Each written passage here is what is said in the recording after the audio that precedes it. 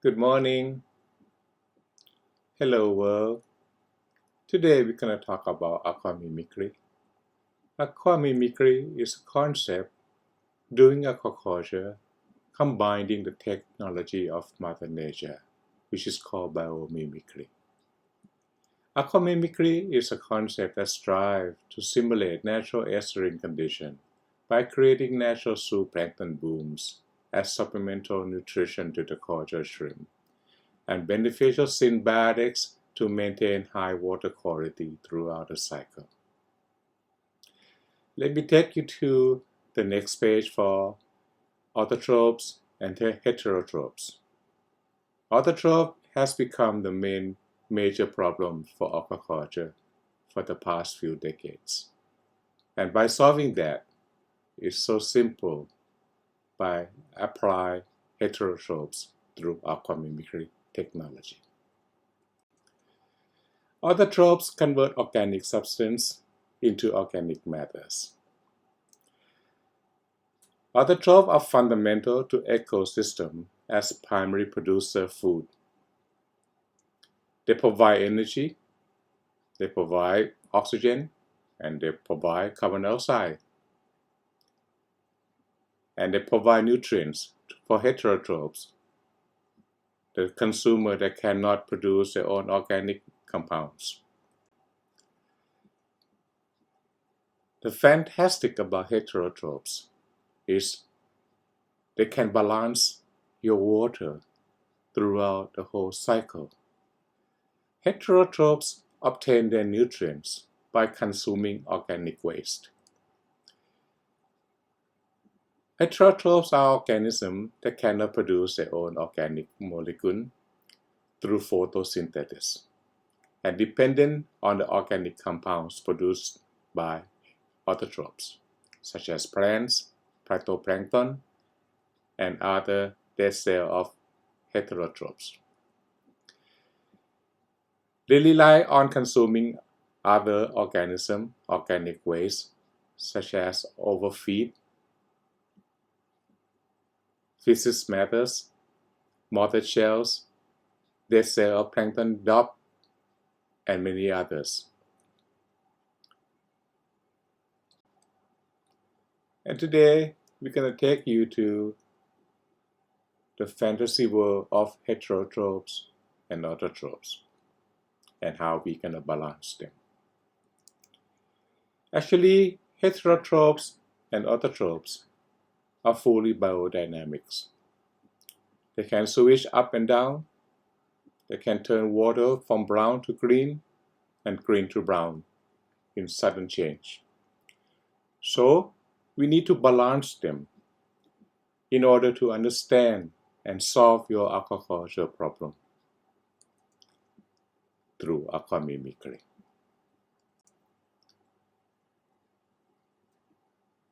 Most of the problems during aquaculture is about pH fluctuates during day and night.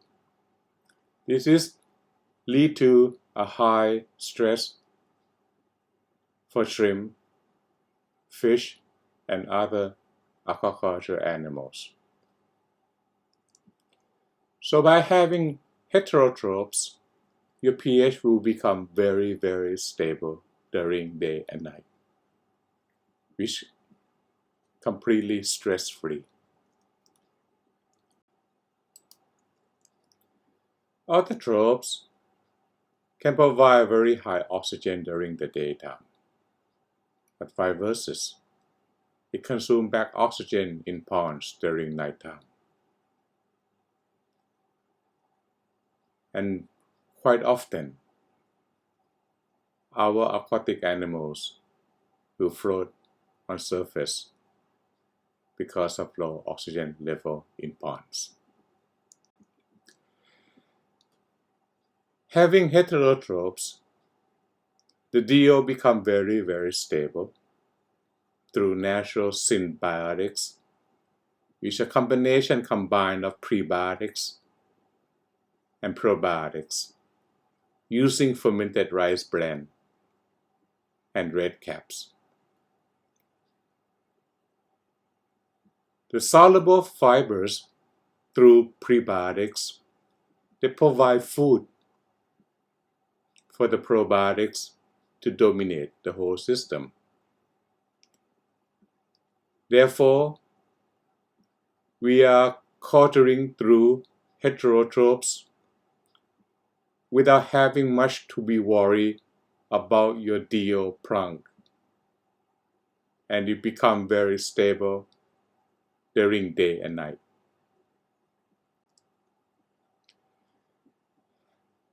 Having autotrophs, green water perhaps I will call, it fluctuates your minerals throughout the whole cycle.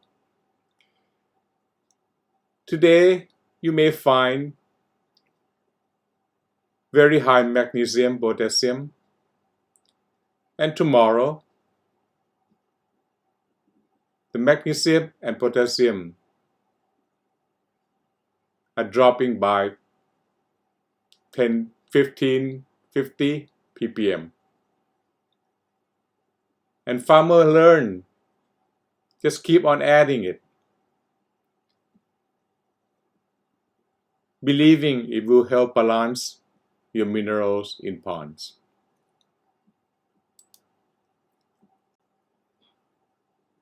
For heterotrophs, the minerals become very, very stable throughout the cycle because most of organic waste has been consumed and have very, very low residue that will combine the minerals. So the mineral fluctuates is the cause of high organic loads in pond that blinded the minerals. So when you have organic waste digested, you get free minerals back to your system without the need or the requirements of adding them into the ponds. For autotrophs, you most likely will be getting a very high ammonia, nitrite, nitrates, and hydrogen sulfide because you're not providing them any probiotics.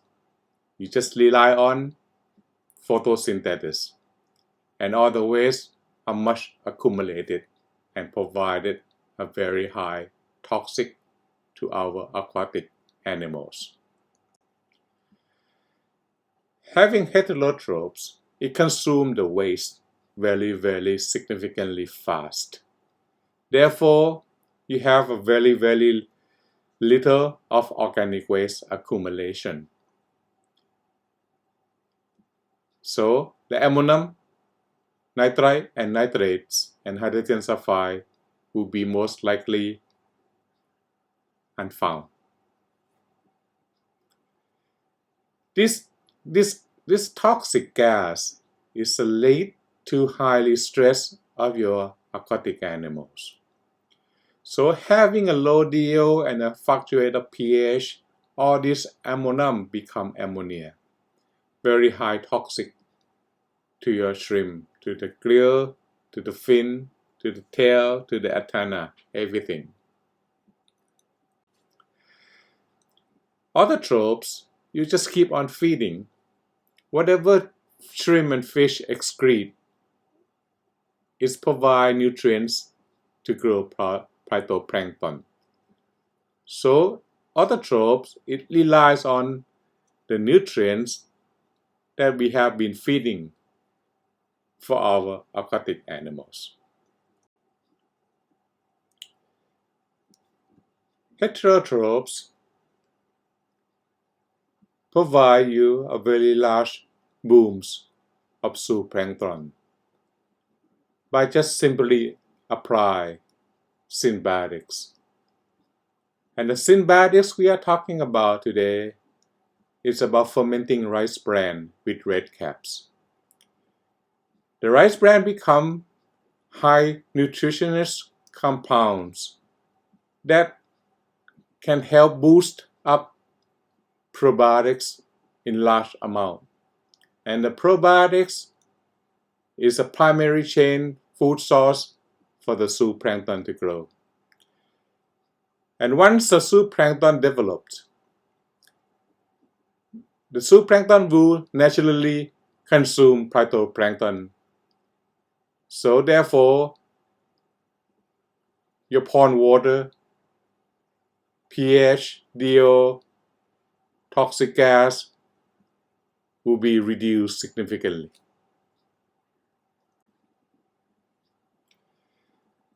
With autotrophs, we have been learning that there will be high mortality during the culture. It's because your water balance is not well balanced. It gives very fluctuate of pH. It provides fluctuate of dissolved oxygen.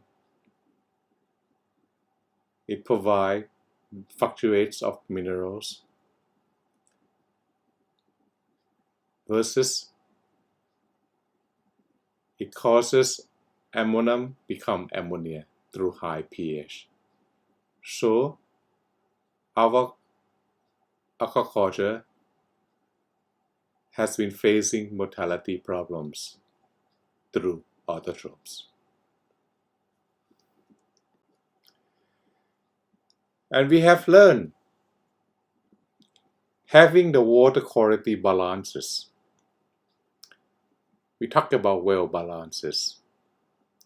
Your pH become very stable. Your oxygen become very, very stable. Your minerals also become very, very stable, as well as very, very few toxicant of ammonium nitrite and nitrate hydrogen sulfide in situ. So we have learned that with other heterotrophs, there will be a very, very few mortality rates.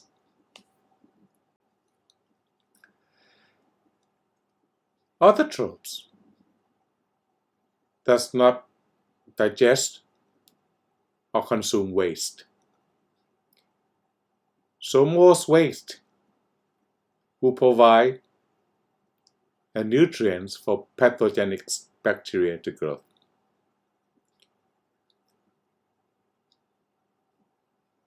Once your shrimp having such big stress, or fish having such big stress,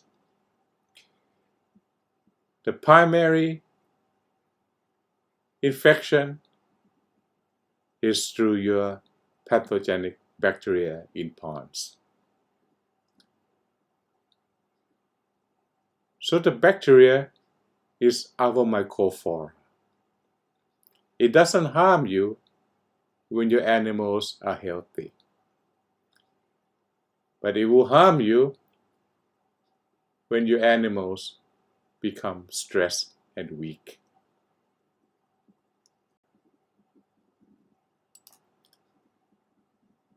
The beauty of heterotrophs through aquamimicry symbiotics, it helps competitive exclusion against pathogenic bacteria. So in situ, if you have a healthy pH, DO, minerals, which is stress-free condition, very, very least chances your animals will be infected by pathogenic bacteria, especially under heterotrophs condition. Autotrophs provide green water condition. Many aquaculture believe green water is good.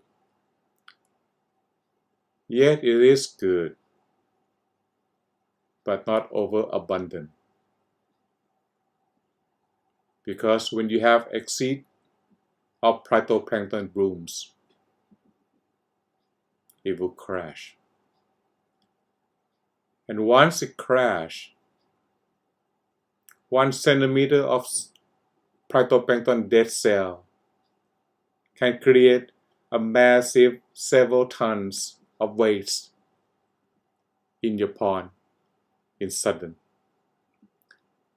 So having all these problems, it's better to maintain your water through heterotrophs, which is brown water, more likely golden brown.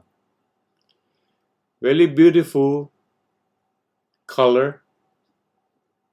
And when you have that color in your pond, you will know by heart your DO is stable, your pH is stable, your minerals is stable, your ammonia, other toxic, is very low. Mortality rate also very low. Pathogenic bacteria is also very low. Autotrophs most likely will have a very low biochoroids. The biochoroids we are talking about is similarly to what we have seen in estuary environment. As you have noticed, the estuary environment, the water is not greenish. It's full of cloud in the water body. That is what we call biochoroids. And with autotrophs, you don't get that much. So therefore, it's a lead of problems for aquaculture. In heterotrophs, you get a very high biochoroid institute through symbiotic effects. We're mimicking the symbiotic effects from estuary environment into our ponds. So therefore, you have a full choroid that blinded the surface of the water throughout the culture.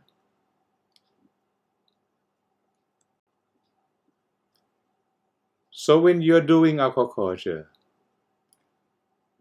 remember to understand this flow chart dynamics of aquaculture through aquamimicry directly. This will solve you a whole much easier, cost saving, less headache. And having said that, you will have very least problems for your aquaculture. Therefore, the least the problems you have, the more the profit you will gain from it.